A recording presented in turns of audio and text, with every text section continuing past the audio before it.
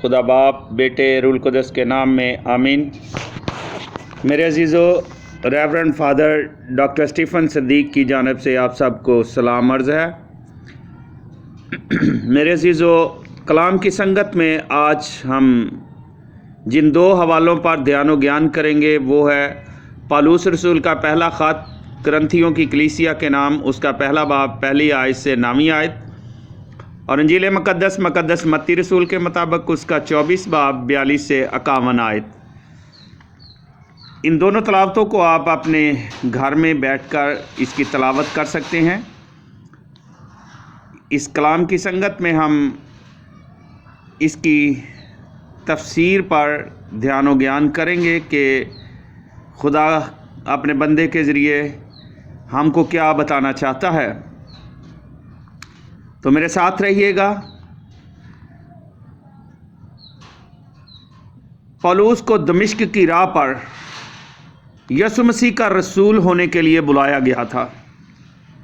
मेरे अजीज़ों, ये बुलाहट ना किसी इंसान की तरफ से थी, ना किसी इंसान की मार्फत थी, बल्कि बराह रास्त खुदावंद यसु ने खुद बुलाया था। मेरे अजीज़ों, रसूल का मतलब है भेजा हुआ। पहले रसूल मसीह की क़यामत के गवाह थे। उनकी मार्फत मौजज़े भी होते थे ताकि तस्दीक हो जाए कि उनका पैगाम खुदा की तरफ से है। भाई सोतनस मसीह में ये भाई पौलुस के साथ था, इसलिए उसने इसका नाम भी शामिल कर लिया। यह मालूम नहीं कि ये वही सोतनस है जिसका ज़िक्र अमाल की किताब 18 बाब 17 में आया है, जो इबादत खाने का सरदार था और जिसे यूनानियों ने सरेआम मारा था। गालबन ये लीडर पौलुस की वसातत से ईमान लाया था और अब खुशखबरी को फैलाने में उसकी मदद करता रहा था। मेरे अजीज़ों, इस ख़त में सबसे पहले खुदा की कलीसिया जो कोरिन्थस में है को मुखातब किया गया है। ये बात इंतहाई हौसला अफजा है कि दुनिया का कोई खित्ता खा कैसा ही बद अखलाक और बद करदार क्यों ना हो, वहाँ खुदा के लोगों की कलीसिया कायम हो सकती है। पौलुस कोरिन्थस की कलीसिया के बारे में बताता है कि ये उन लोगों की जमात है जो मसीह यस्सु में पाक किए गए और मुकद्दस लोग हैं। यहाँ पाक किए गए का मतलब है कि खुदा के वास्ते दुनिया से अलग किए गए। ये उन सब की हसीयत का बयान है जो मसीह के हैं। जहाँ तक उनकी अमली हालत का ताल्लुक़ है, उन्हें पाकीज़ा ज़िंदगी गुजारने के लिए अपने आप को वक़्फ़ करना चाहिए। बाज़ लोग इसी बात पर मुतमईन हुए बैठे रहते हैं कि पाक करना खुदा के फ़ज़ल का काम है, जिससे इंसान की गुनाह की फितरत का किला कम हो जाता है। मेरे अजीज़ों, ये आयत ऐसी तालीम की नफ़ी करती है जहाँ तक अमली पाकीज़गी का ताल्लुक़ है। कोरिन्थस के मसीही हरगिज़ वो ना थे जो उनको होना चाहिए था, लेकिन ये हकीकत बहरहाल मौजूद थी कि हसीयत के लिहाज से खुदा ने उनको पाक किया था। मुक़द्दसीन होने के इतबार से वो एक अजीम रफ़ाकत के अरकान थे। ये रफ़ाकत उन लोगों की है जो मुक़द्दस होने के लिए बुलाए गए हैं, और उनकी भी जो हर जगह हमारे और अपने खुदा यीशु मसीह का नाम लेते हैं। अगरचे इस ख़त की तलीमात में पहले कोरिन्थस के मुक़द्दसीन को मुखातब किया गया है, लेकिन ये आलमी रफ़ाकत में शामिल उन सारे लोगों के लिए है जो मसीह की खुदावंदियत को तस्लीम करते हैं। एक ख़ास ढंग से कोरिन्थियों का पहला ख़त मसीह की खुदावंदियत का ख़त है। बहुत से इनफरादी और जमाती मसाइल पर बहस करते हुए पौलुस अपने क़ारीन को मसलसल याद दिलाता है कि मसीह खुदावंद है, और जो कुछ भी हम करते हैं वो इस अजीम सच्चाई की तस्दीक में किया जाना चाहिए। आयत 3 में पौलुस का मखसूस सलाम दर्ज है। फ़ज़ल और इत्मीनान पौलुस की पूरी खुशखबरी का ख़ुलासा है। खुदा का फ़ज़ल हर बरकत का सरचश्मा है, और इत्मीनान मसीह के फ़ज़ल को कबूल करने का नतीजा है। ये अजीम बरकतें हमारे बाप खुदा और खुदा यीशु मसीह की तरफ से मिलती हैं। پالوس خداوند یسوع اور ہمارے باپ خدا کا بیان ایک ہی سانس میں کرنے سے نہیں ہچکچاتا۔ نئے عہد نامے میں ایسی سینکڑوں تراکیب ہیں جن میں خداوند یسوع کے خدا باپ کے برابر ہونے کا مفہوم پایا جاتا ہے۔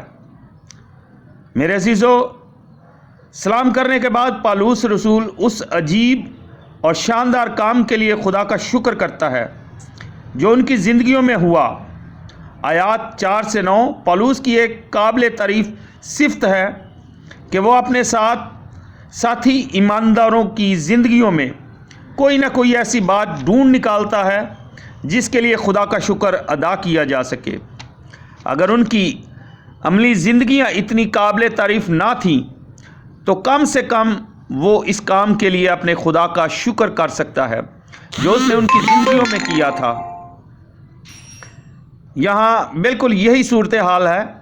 کرنتھس کے مسیحی وہ لوگ نہیں تھے جن کو روحانی مسیحی کہا جاتا ہے، مگر پالوس کم سے کم اس فضل کے لیے شکر کرتا ہے جو مسیح یسوع میں ان پر ہوا تھا۔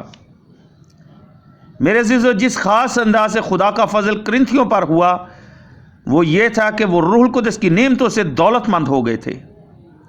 پالوس خاص طور پر کلام اور علم کی نعمتوں کا ذکر کرتا ہے۔ غالباً اشارہ اس طرف ہے کہ کرنتھیوں کی طرح طرح کی زبانیں بولنے، ان کا ترجمہ کرنے اور غیر معمولی درجے کا علم عطا ہوا تھا۔ کلام کا تعلق خارجی اظہار سے اور علم کا تعلق باطنی سمجھ سے ہے۔ ان نعمتوں کا ہونا اس کام کی تصدیق ہے جو خدا نے ان کی زندگیوں میں کیا تھا۔ اسی لیے پالوس کہتا ہے کہ چنانچہ مسیح کی گواہی تم میں قائم ہوئی، انہوں نے مسیح کی گواہی سنی، اس کو ایمان سے قبول کیا اور خدا نے ان کو معجزانہ قوت عطا کر کے تصدیق کر دی کہ وہ حقیقت میں نجات یافتہ ہیں۔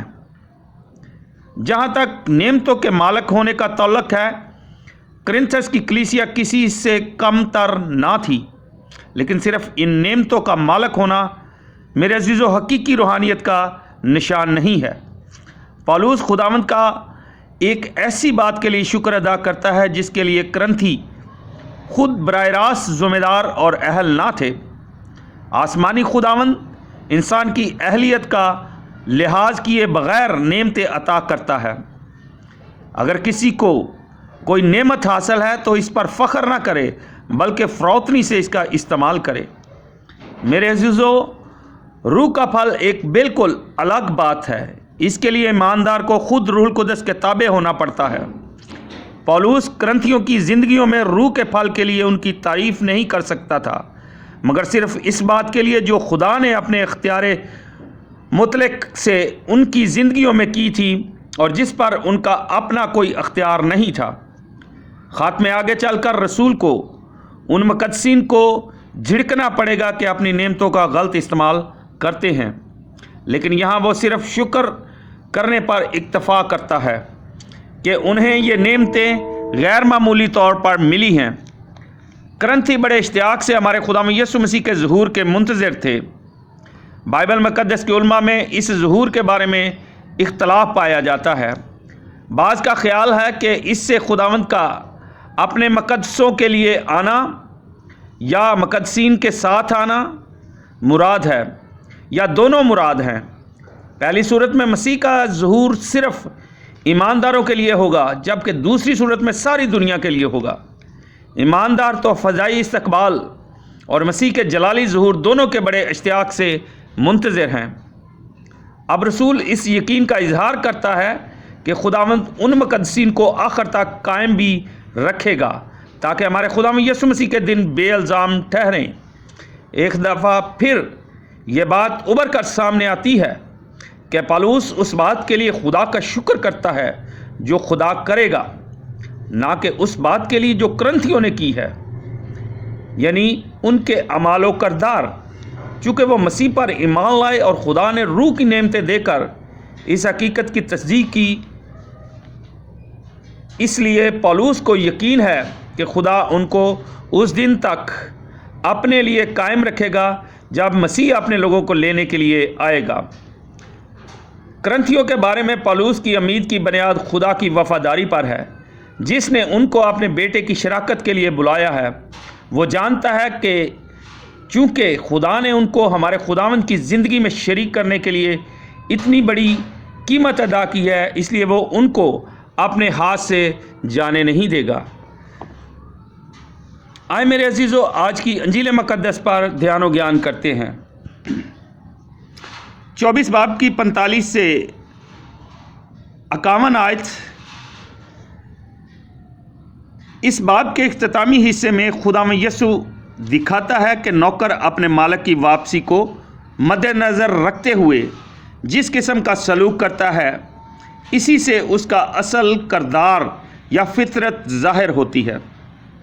میرے عزیزو، ہر نوکر سے توقع ہوتی ہے کہ وہ گھر کے نوکروں چاکروں کو وقت پر کھانا دے گا، لیکن مسیح کے خادم ہونے کا دعویٰ کرنے والے سب خالص نہیں ہوتے۔ عقل مند نوکر وہ ہے جو خدا کے لوگوں کی نگہداشت کرتا ہوا پایا جائے۔ ایسے نوکر کو بادشاہی میں بہت وسیع ذمہ داری سنبھالنے کا اجاز دیا جائے گا۔ مالک اسے اپنے سارے مال کا مختار کر دے گا۔ خراب نوکر نام کے ایمانداروں کی نمائندگی کرتا ہے۔ مالک کے جلد واپس آ جانے کی امید کا اس کے کردار پر کوئی اثر نہیں پڑتا۔ وہ اپنے ہم خدمتوں کو مارنا اور شرابیوں کے ساتھ کھانا پینا شروع کر دیتا ہے۔ ایسے سلوک سے پتہ چلتا ہے کہ وہ بادشاہی کے لیے تیار نہیں ہے۔ جب بادشاہ آئے گا تو اسے سزا دے گا اور اس کو ریاکاروں میں شامل کرے گا، جہاں لوگ روتے اور دانت پیستے ہیں۔ میرے عزیزو، اس تمثیل کا اشارہ مسیح موت بادشاہ کی زمین پر دیدنی واپسی کی طرف ہے، مگر اس اصول کا فضائی استقبال پر بھی یکساں طور پر اطلاق ہوتا ہے۔ بہت سے لوگ مسیحی ہونے کا دعویٰ تو کرتے ہیں، لیکن خدا کے لوگوں کے ساتھ عداوت رکھتے اور بے دین لوگوں کے ساتھ بھائی چارہ رکھتے ہیں۔ اس طرح وہ ثابت کرتے ہیں کہ ہم مسیح کی واپسی کے منتظر نہیں۔ جب وقت آئے گا تو ان کے لیے برکت نہیں، غضب ہوگا۔ میرے عزیزو، آج کی ان دونوں تلاوتوں کا خلاصہ کچھ اس طرح ہے کہ مقدس پالوس رسول کرنتھیوں کے نام خط میں انہیں بتاتا ہے کہ تم کلام اور علم کے لحاظ سے دولت مند ہو گئے ہو، اسی لیے میں خداوند کا شکر گزار ہوں۔ مسیحی گواہی تم میں قائم ہوتی ہے اور تم کسی بھی نعمت سے کم نہیں ہو۔ تم یسوع کی شراکت کے لیے بلائے گئے ہو، اس لیے اس میں قائم رہو۔ انجیل مقدس میں خداوند کے دن کو ایک تشبیہ دی گئی ہے کہ وہ دن چور کی طرح آئے گا، اس لیے ہر وقت جاگتے رہو اور اپنے آپ کو تیار رکھو۔ زندگی میں بیدار رہنا اور جاگتے رہنا زندگی میں اچھی چیزوں کو حاصل کرنے کی تیاری کا عرصہ ہوتا ہے۔ ہمیں یسوع کے دوبارہ آنے کے لیے تیاری کرنا ہے۔ یسوع کا دوبارہ آنا مسیحی زندگی کا میرے عزیزو مرکز ہے، کیونکہ یسوع کے دوبارہ نہ آنے سے ہماری زندگی بے امید ہوگی۔ اس لیے ہم بڑی خوشی اور امید کے ساتھ آمد ثانی کے منتظر رہتے ہیں، کیونکہ یہ خدا کے ساتھ ہمارے اتحاد اور آسمان پر دائمی زندگی کی علامات بھی ہیں۔ خدا ہم سب کو برکت دے تاکہ ہم اس کے کلام کو سمجھ سکیں اور اس کی آمد ثانی کے لیے اپنے آپ کو تیار کر سکیں۔ خدا ہم سب کو اپنی برکات اور فضائل سے مالا مال کرے، آمین۔ خدا باپ، بیٹے، روح القدس کے نام سے آمین۔